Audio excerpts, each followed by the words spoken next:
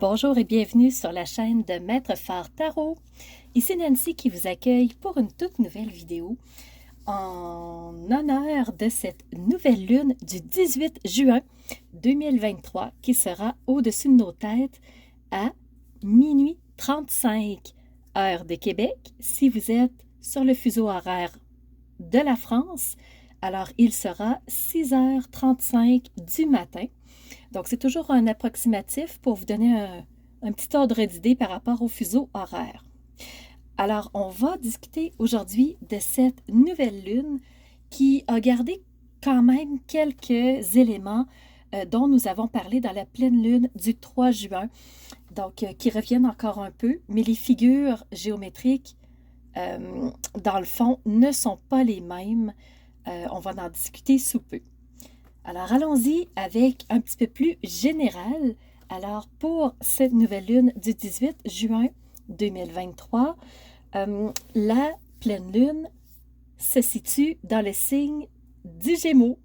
Alors, à 26 degrés 43 minutes, nous avons le Soleil et la Lune qui se rejoignent en une parfaite conjonction.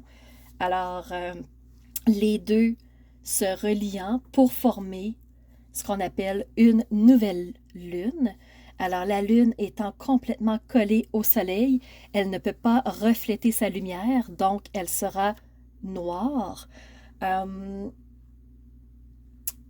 Qu'est-ce que je peux vous dire? Eh bien, comme le soleil est toujours dans le signe du Gémeaux, le soleil a toujours cette force de communication, l'expression est son mode de communication privilégié.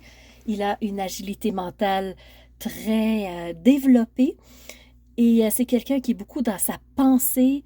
Le soleil peut même être extraverti parce que justement il s'exprime, donc il sort de sa coquille, il sort de sa zone de confort.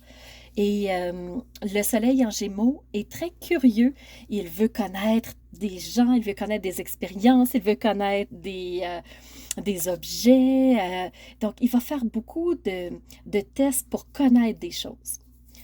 La Lune, quand elle est en Gémeaux, donc c'est une lune, donc on sait que la Lune, c'est vraiment les intuitions, c'est le subconscient, c'est aussi tout le côté voilé, le côté de brouillard qui fait qu'on ne comprend pas toujours les choses.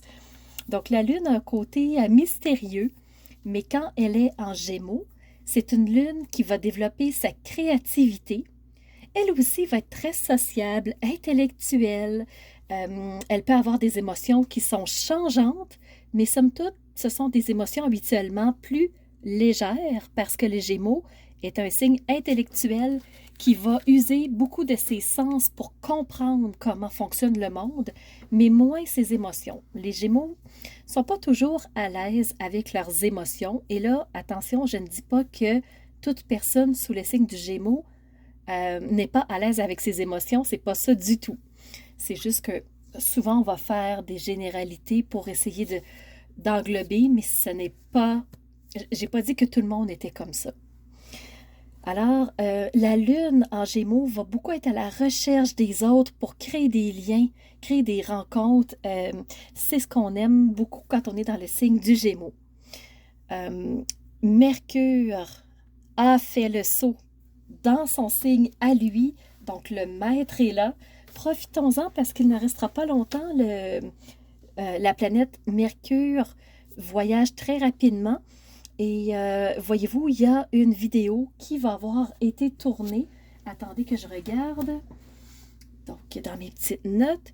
Donc, Mercure en Gémeaux. Je ne me suis pas prise la petite note ici. Oui, je vais la sortir pour le 9 juin, ce qui fait dire qu'elle rentre dans le signe du Gémeaux le 11 juin.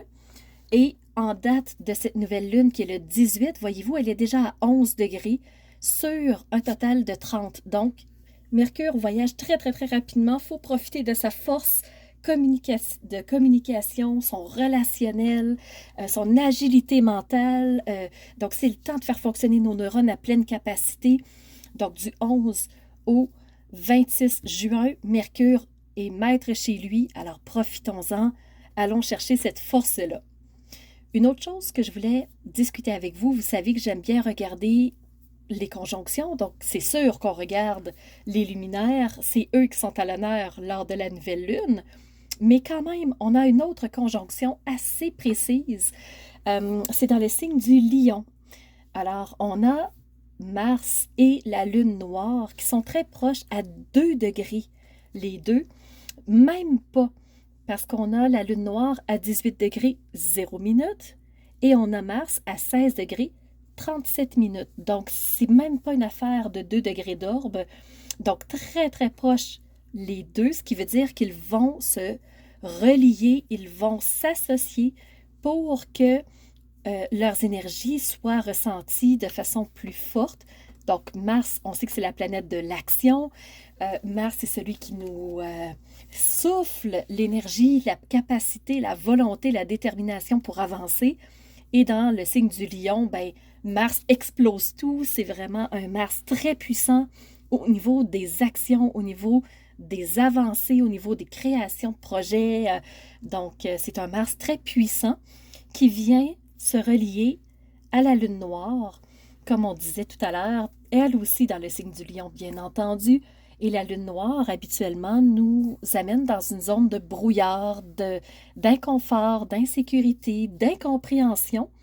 Mais là, la lune noire vient se relier à Mars, ce qui fait qu'elle va nous apporter des clés de compréhension au niveau des actions qu'on veut poser, au niveau des avancées qu'on veut faire, au niveau vraiment de poser des actions. Donc, les deux ensemble vont vraiment apporter quelque chose, à mon avis, d'intéressant pour cette nouvelle lune.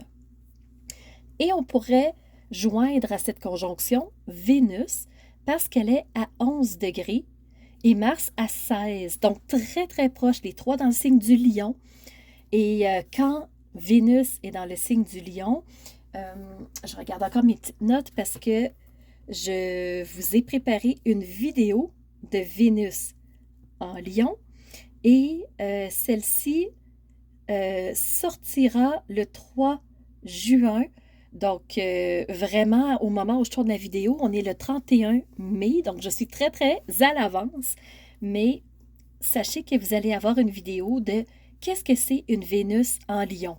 Et Vénus va rester très longtemps dans le signe du lion parce qu'habituellement, elle avance rapidement. Mais là, elle va être bien confortable, bien ancrée dans le lion jusqu'au 9 octobre. Alors, c'est vraiment quand même un long transit pour une planète qui est habituellement rapide. On l'appelle une des planètes personnelles, donc elle avance rapidement, elle fait le tour habituellement plus vite que ça. Donc, une Vénus en lion a souvent une ambiance. Là, on parle de l'affectivité, on parle de l'amour, on parle des relations quand c'est Vénus. Et avec elle, en lion, flotte une ambiance affective très forte. Elle veut être aimée, elle veut aimer, elle veut qu'on l'apprécie, elle veut être soutenue, elle veut cette reconnaissance d'autrui qui est très importante, d'autant plus que Mars, tout juste à côté, signe d'action, signe de vraiment d'avancer. Donc, c'est je crée des choses et j'aimerais avoir une reconnaissance aussi par rapport à ce que je fais. Et elle a tellement le goût de ça, d'être reconnue, d'être soutenue, que parfois ses attentes sont exorbitantes. C'est trop gros, c'est trop volumineux pour la réalité des choses. Et une question qu'on peut se poser quand Vénus est en lion, c'est qu'est-ce qui vous attire? Ou à l'opposé, qu'est-ce qui vous rebute? Donc, dans tout ce désir de reconnaissance, ce désir d'être soutenu par autrui, d'être aimé et d'aimer, qu'est-ce qui vous attire? Qu'est-ce qui vous rebute?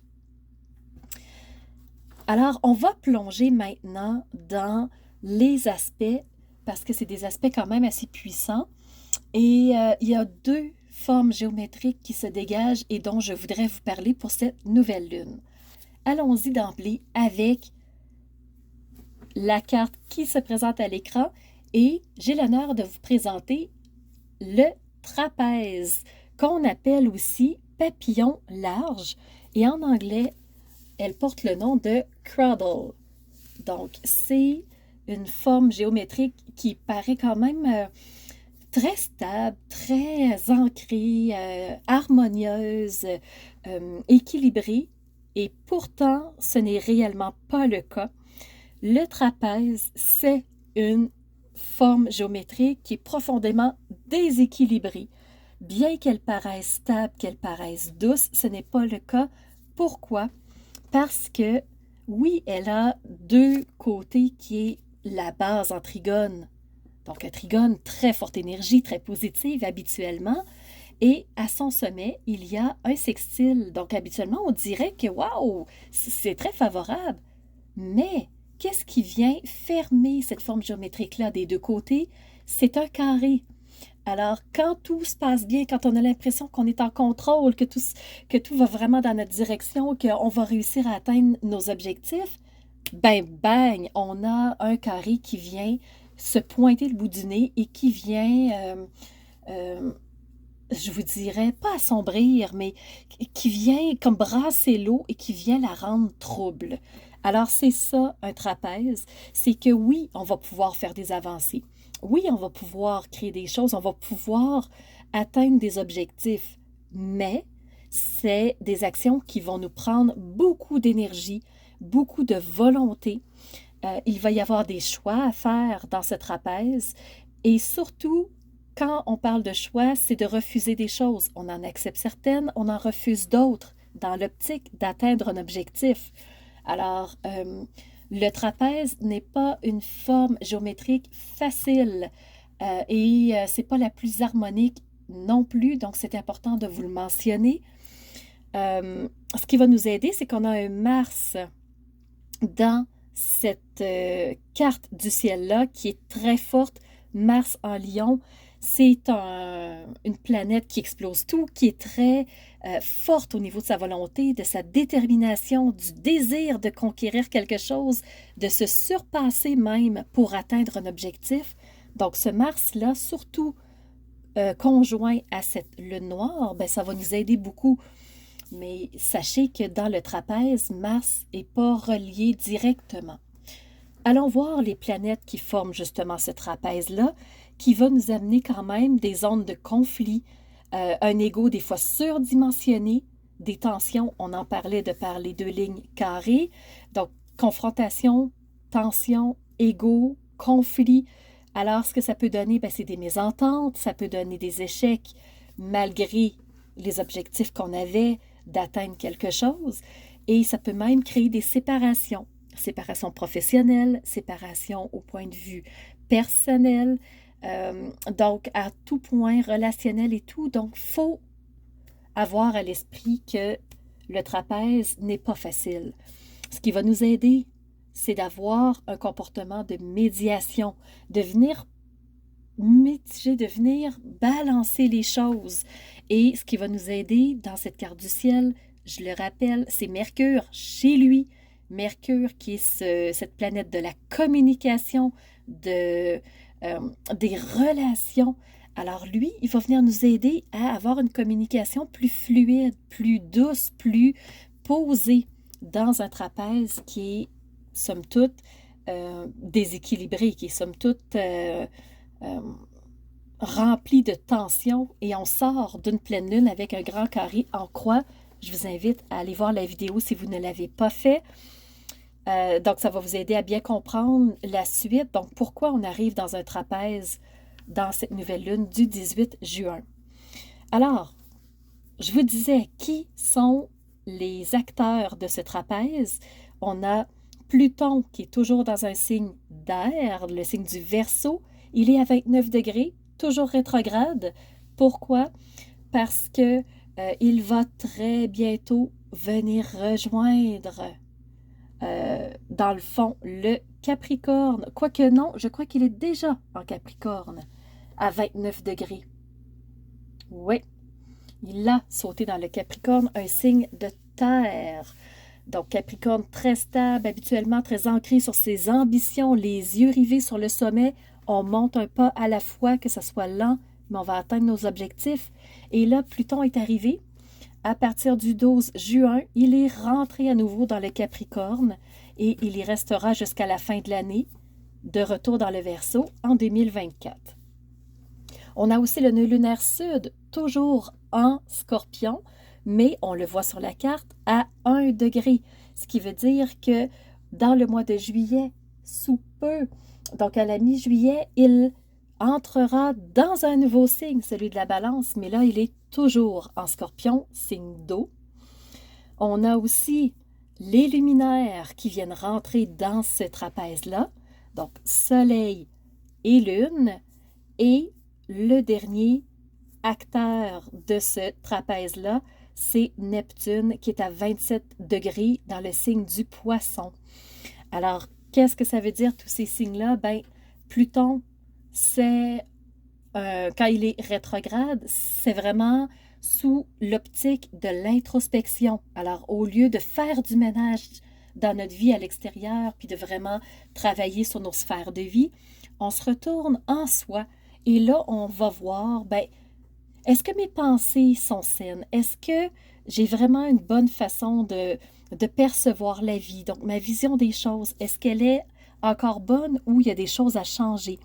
Dans mes croyances qui me supportent ou mes croyances qui me limitent, est-ce qu'il y aurait des choses que je pourrais modifier? Donc, c'est là où Pluton va venir travailler quand il est rétrograde. Là, il forme un carré avec le nœud lunaire sud. Nœud lunaire sud, c'est qu'est-ce que je vais abandonner? Qu'est-ce que je vais enlever dans mon grand sac à dos de la vie qui est si lourd, puis qui me fait traîner les pieds, qui fait que je manque de souffle pour avancer, je manque d'énergie. Donc, qu'est-ce que je pourrais bien enlever? Mais là, on a un carré entre les deux, ce qui fait que c'est mitigé.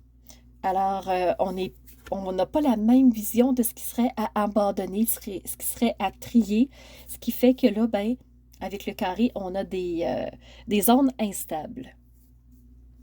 Entre le nœud lunaire sud et les luminaires, là, ça va être porteur, par exemple, parce qu'on a un trigone dans ce trapèze-là. Et le nœud lunaire sud, c'est toujours ce que j'ai besoin d'abandonner. Et les luminaires, ben, on parle de soleil et lune. Alors, le soleil, c'est comment je vais m'exprimer, comment je vais dire aux autres ce que j'ai besoin d'abandonner. Puis avant de le dire aux autres, comment je vais me le dire à moi-même. Comment je vais me convaincre, comment je vais me soutenir dans tout ça, dans ce que j'ai besoin d'abandonner, parce qu'on n'a pas toujours le goût d'avancer dans ces actions-là. Des fois, on sent qu'on manque d'énergie, on sent qu'on est fatigué, on sent qu'on est tanné d'être vraiment brassé d'un côté ou de l'autre, ce qui fait qu'on n'a pas toujours le goût de faire ce ménage-là. Mais là, on est dans un trigone, donc on y va, on fonce et on ose exprimer. On ose aussi écouter nos intuitions, écouter notre ressenti, écouter nos émotions. Donc, comment je me sens dans tout ça pour contrebalancer un peu les choses? Alors ça va venir m'aider. Les luminaires sont en carré, par contre, avec Neptune, ce qui fait que on ne pourra pas vraiment se fier sur ce côté-là d'imaginaire, d'être supporté parce on imagine, tu sais, son monde intérieur, là, de rêver les choses, d'idéaliser des choses. On ne pourra pas vraiment s'y fier dans ce trapèze-là pendant la nouvelle lune parce que les luminaires sont en carré avec Neptune. Donc, même si on veut s'exprimer, même si on ose faire confiance à notre ressenti, à nos émotions, bien, notre côté rêverie, on dirait que c'est comme si on était désillusionné. C'est comme si on se disait à quoi ça sert de rêver. La réalité est tout autre. Alors, c'est un peu ça, cette forme de trapèze-là, qui va nous désillusionner, qui va nous déséquilibrer dans notre grande force, pourtant des luminaires qui sont en trigone avec le nœud lunaire sud. Et Neptune est en sextile avec Pluton. Alors, la façon de faire le tri, l'introspection va tout se faire d'un côté mental, d'un côté interne. Et c'est pour ça qu'on a un sextile entre les deux. C'est parce que Neptune et Pluton sont en sextile. Donc, tout va se faire de l'intérieur et non pas de l'extérieur. Ce ne sera pas une nouvelle lune explosive de on brise les barrières et là on part dans des actions de fou. On va plutôt être porté à travailler en soi, à se faire confiance, à augmenter notre estime de nous, on va vraiment être plus à l'intérieur. Alors, on va changer maintenant de forme géométrique. On va aller voir la deuxième forme que je voulais aborder avec vous aujourd'hui. C'est ce triangle. Alors, à la base, on a un trigone qui n'est pas le même trigone que celui que j'ai abordé entre le nœud lunaire sud et les luminaires. Donc, celui-ci va être entre Pluton et Vesta. Vesta qui est dans le signe du Taureau, en toute fin de Taureau à 28 degrés. Et on a deux sextiles. Un sextile qui va se jouer entre Neptune et Pluton. Neptune en Poisson, Pluton en début de Capricorne. Et on a aussi un deuxième sextile entre Neptune, parce que Neptune est à la pointe de ce triangle-là. Donc, c'est pour ça qu'il est relié à deux éléments, Neptune et Vesta. Donc, c'est ce qui va former notre triangle. Alors, le fait que Pluton et Vesta soient en trigone, ça va nous aider beaucoup parce que Vesta, c'est un astéroïde et non un astre ou une planète. Cet astéroïde-là, c'est l'astéroïde de l'harmonie, du bien-être, pour être confortable, se sentir sécure. Et on est dans le signe du Taureau. Alors, voyez-vous, même si ça brasse beaucoup, même si on a un trapèze qui est profondément déséquilibré et qui va nous, encore une fois, nous prendre par surprise, on a quand même un triangle que positif.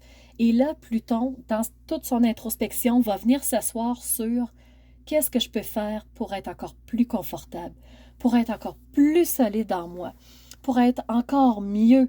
Qu'est-ce que j'ai besoin d'abandonner? Qu'est-ce que j'ai besoin de modifier? Et il faut quand même, dans ce triangle-là, avoir l'honnêteté, il faut avoir le courage d'être honnête et de regarder les choses en toute honnêteté. Il faut que ça soit véridique pour que ça fonctionne bien dans cette nouvelle lune. Ça va être ça le défi, c'est d'être honnête et authentique dans ce qu'on voit. Si on veut atteindre le bien-être, mais c'est proposé par les astres, ce qui fait que c'est à portée de main.